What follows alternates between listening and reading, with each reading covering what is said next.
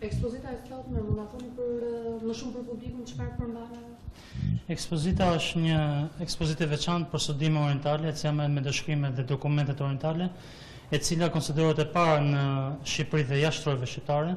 Janë organizuar ekspozita të tilla të organizuar nga institucione ndryshme, por personale është e para. Dëshkrimet përfshin dokumente të shkruar nga shqiptarët më herët në gjuhën osmane, mund të jenë dhe shqip me shkrim arab, përfshin vepra origjinale nga Sami Frashi, si Kamus Arlam dhe Kamus Turki, përfshin vepra nga Hafiz Ibrahim Dalliu, Hafiz Ali Korça dhe Hafiz Abdullah Zemlaku, personalitete e njohura të kulturës dhe qytetërimit islam.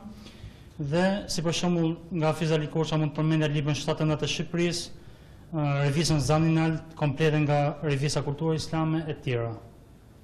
Të kujt janë këto dokumenta, këto botime?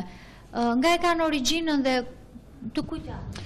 Të dëshkime dhe dokumente i kam mbledhur personalisht, bëhet fjalë për 15-16 vjetësh më herët, dhe është një punë e vazhdueshme që ne vazhdoj për mbledhjen e këtyre dokumenteve orientale, të cilat jam munduar t'i ruaj me sa më shumë zell që të mundem.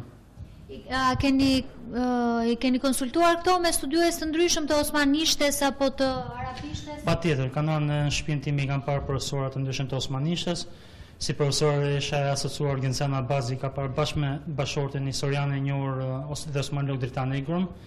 Pasa ka ardhur një profesor turk dhe osmanolog në njëjtën kohë, ka qenë, cilët kanë bërë një evidentim të vlerës së tyre.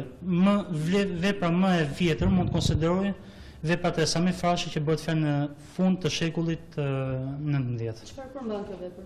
Kjo vepër është enciklopedia e gjuhës e shkencave, një tip enciklopedie, Kamus Arlam.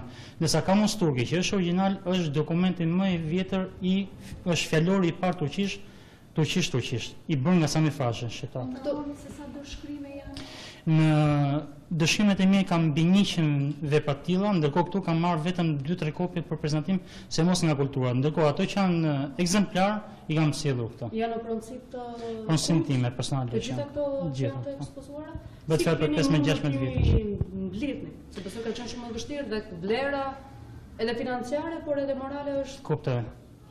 Po jap dhe një lajm tjetër që për 15-16 vjeç un kam dhënë një lajm te Gazetë Chelsea për kërkimin e dokumenteve të vjetra, qoftë me pagesë, qoftë me edhe dhuratë dikush që mund t'i mbajnë në shtëpi ose i ka udhër në përpler. Më ka ndodhur rasti me librin 7 të Shqipërisë të Hafiz Ali Korçës, i cili personi që shqisë nuk ka dinë vlerën dhe me një çmim të ulët e mora. Dhe thotë janë gjën pronësim time dhe bëhet fjalë për një periudhë 15-16 vjeç janë grumbullim në për shtëpiat e shqiptarëve, duke shkuar edhe në qytete të tjera, në Durrës, në Korçë, në Shkodër, duke mbledhur në për familje ndryshme. Çfarë ju nxiti për të krijuar këtë koleksion? Nxitja është sepse unë vetë kam studiuar studimet orientale dhe konsiderohem i pari nga Tirana dhe nga Shqipëria që kam studiuar këtë fushë dhe nuk është se kam ndonjë traditë nga dikush familjare, por thjesht vullneti dhe dëshira personale për të mbledhur këto vepra.